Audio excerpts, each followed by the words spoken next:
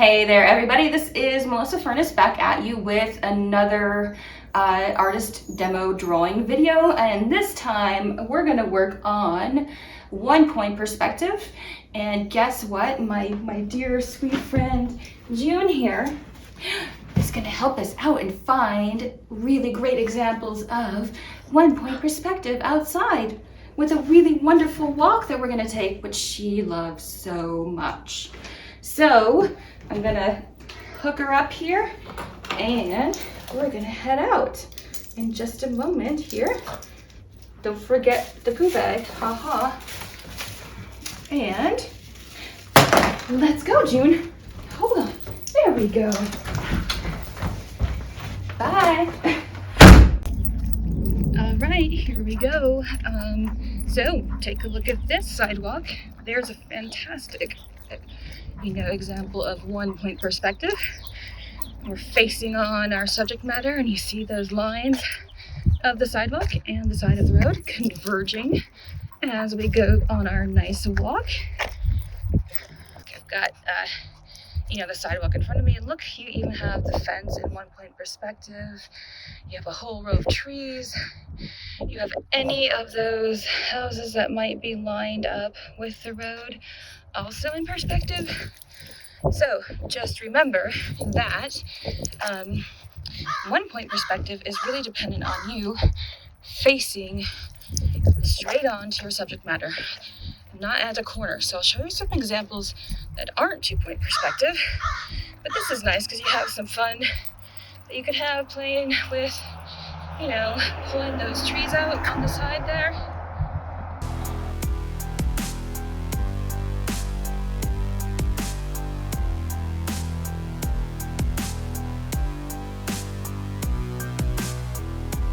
So you have June having a great time on her walk, leading us around to where we could go. So she thinks the alleyway might be a good possibility. You've got the electric poles that all go back in space, the trash and recycle bins, the fencing, and the alleyway itself. So as long as it's a safe alleyway, might be a really good place to consider doing your 1-point perspective drawing. However, if I just go to like this side, yeah, so here you have a corner, and that is not 1-point perspective. So you want to make sure that you do that alleyway like June was showing us there, and we'll keep on doing our walk. Okay guys, you really got to see this stuff in person. Super important to see your drawings come to life in the real world, which I'm showing you here. Okay, so we're getting back from our walk here. June is very happy. She hears some things going on in the neighborhood. And just as a reminder, here's a corner, there's my studio. This is 2-point perspective, not 1. Remember, 1-point perspective is always facing on your subject matter. And it's also super important that you don't just rely on, photographs to help you learn this process. So you can see here, there's the path. I'm facing straight down the path, 1-point perspective going back in space. Versus 2 on the sides, which I'll show you in a later lesson. Oh, June is very excited. She wants to see what's going on.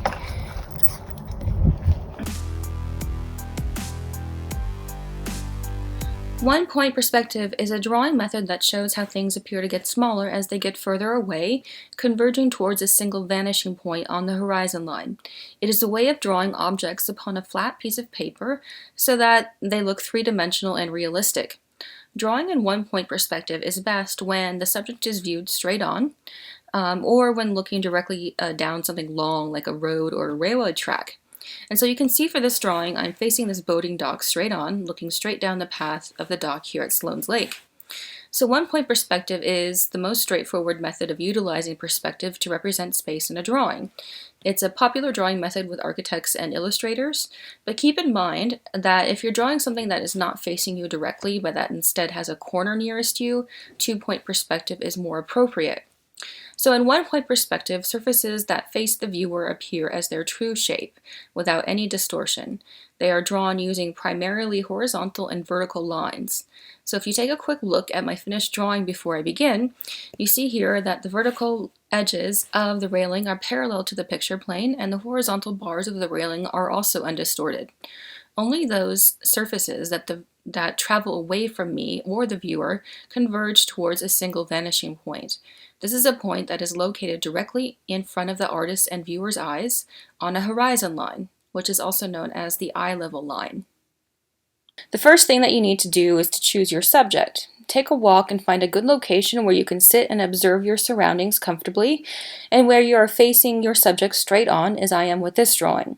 Sit down and get your paper out and look straight forward. Imagine a line going horizontally through, connecting your two eyes and outward. So this is your horizon line and should always be the first thing that you put onto your drawing page when drawing in perspective. Your eye level may be a bit above, below, or to the middle of your subject, so take note of how much you want your drawing view to be visible above and below this line. Remember that the horizon line is not where the earth meets the sky. It is more so an invisible line which is equal to your eye level. It is not a physical line visible in front of you. You make this line according to your eyesight line and draw it on your page. So the next thing that you must get into your drawing is the vanishing point. With one-point perspective, this is most often at the center of the page and is always located on the horizon line. Put this dot onto your drawing, and then you will begin to build your drawing, working on the undistorted vertical and horizontal lines that you see on your subject in front of you. The main undistorted lines in my drawing are the railing lines of the dock, which you have seen me begin penciling in here. So all receding edges of the railing and sidewalk lines in this one-point perspective drawing angle towards the single vanishing point. It is possible to draw over photographs to identify vanishing points, horizon lines, and true shapes to help you as you start out. You can also study the work of famous artists that can help you kind of gain more of an understanding of one-point perspective as well. Key points to remember are that surfaces that face the viewer are drawn using their true shape, and surfaces that travel away from the viewer converge toward a single vanishing point. In my drawing is a railing which has even spacing of bars going back in space. I have begun with the vertical bar closest to me that adheres to perspective and have drawn lines to indicate the rail bar across these verticals as it goes back in space. I eyeball the very first section of the rail, and from there is a way to measure evenly spaced items as they move backward in perspective. You begin by dividing the first vertical evenly in half and then draw the halfway line back in space to the vanishing point. You then take the ruler and draw a line that goes from the bottom of that first vertical, slices through this midpoint that you drew back, and continues it up to see where it hits on the top of that railing line. Wherever it crosses is where you will draw the next vertical downward to show the spacing of the rails as they move back in perspective.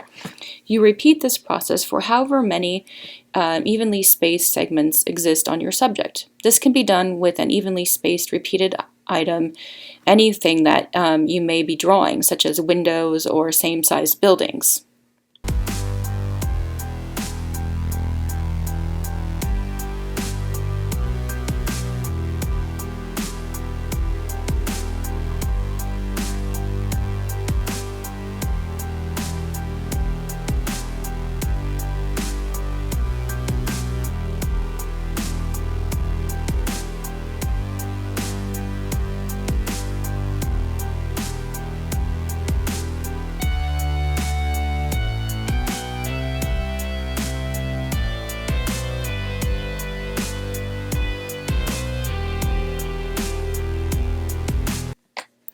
So I did this process a second time for the other side of the railings, as you see me doing here.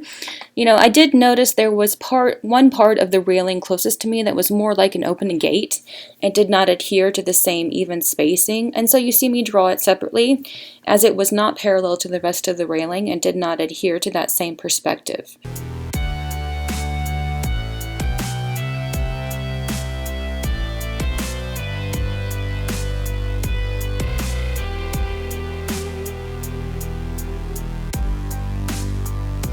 So at this point, once I finished that, I considered this drawing to be about 25% completed and took a photograph of my piece, as you should. So don't erase your measuring or perspective lines. Leave them in the drawing as evidence that you understand this process.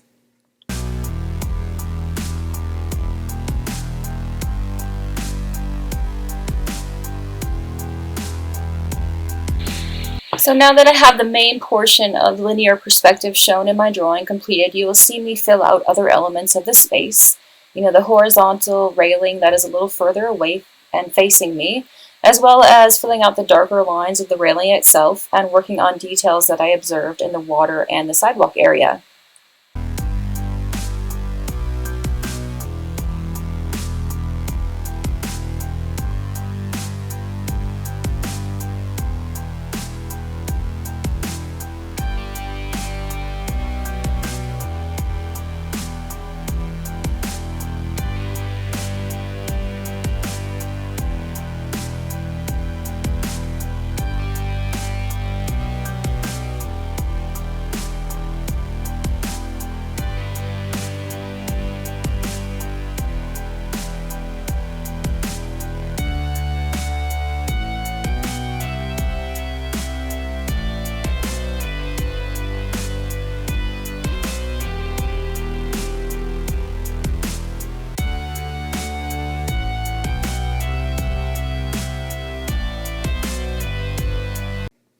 So at this point, I had a bit more fun with bringing in some value and adding a bit of water to push around the graphite. I used a combination of straight graphite pencil as well as water-soluble graphite for this drawing. So just, a few notes about perspective drawing. Although these fundamentals of perspective drawing seem to be rather straight to the point, the possibilities of how you can apply perspective to your own art are quite vast. So in fact, perspective is nearly synonymous with perception. So what I mean by this is that you can use the principles of perspective drawing for beginners to create your own perception of the world through your art. You have the power of illusion literally at your fingertips, so you can alter how your art is perceived, all by just conquering the basics of perspective drawing.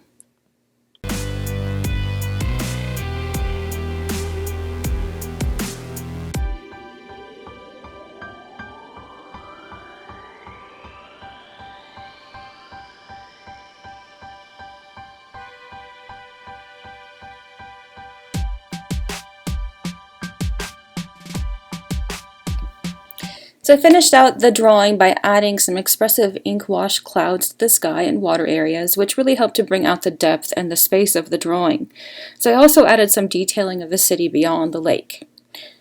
So as an overview, visual depth is expressed through linear and atmospheric perspective as well as through color use. And with linear perspective, depth is achieved through lines and the size and placement of forms. And though compositions can vary in complexity, there are some basic terms that are inherent to linear perspective drawings to keep in mind. The horizon is the line really the artist's eye line. The height of the horizon will affect the placement of the vanishing points as well as the scene's eye level. The vanishing point is the place where parallel lines appear to come together in the distance. The ground plane is the horizontal surface below the horizon. And the orthogonal lines are lines which are directed to a vanishing point, as you can see here in this diagram as a review.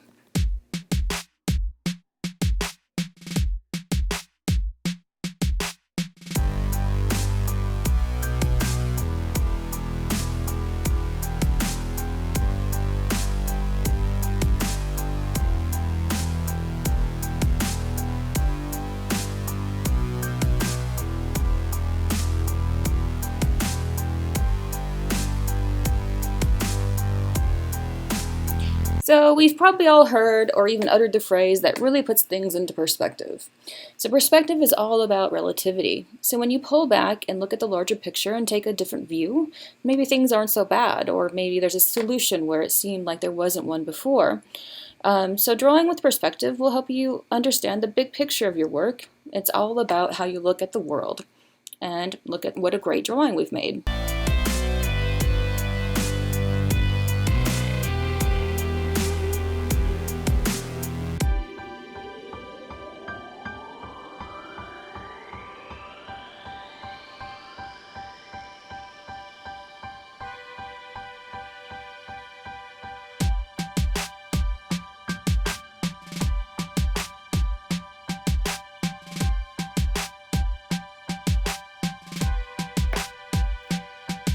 Everybody, I'm back from my walk and I appreciate you coming along and joining me, and also, taking a look at this process of drawing with 1 point perspective. So you see me doing it in, a little bit different way. I was working on something a little bit more in the summer months, but also I think it's good to take a look at what you can do in the winter months as well. So it's pretty easy to take a walk no matter what the weather. Take your little puppy out and see how things really look in real life. Is super important. Don't just rely on, internet images or photographs, because you don't really see, how it truly works in space, in the world around you. And it's super exciting to think about, how did Brunelleschi really discover this, and consider all the things that I was mentioning in my previous lecture. So I encourage you to take a look at my next video, and I'll be going over 2-point perspective next time. So it'll be a lot of fun, all of those different aspects of perspective and how you can apply them to your drawing in really creative ways, and use kind of certain rules and structures to help you, provide some, I suppose, more solid structure to your drawing itself, but then add in really super fun expressive marks and make what you might really love as a beautiful drawing in the end. And anyone can do this, super easy, even if you're a beginning drawer or a totally untrained. Try it out. So thanks again for joining me, and I'll catch you next time.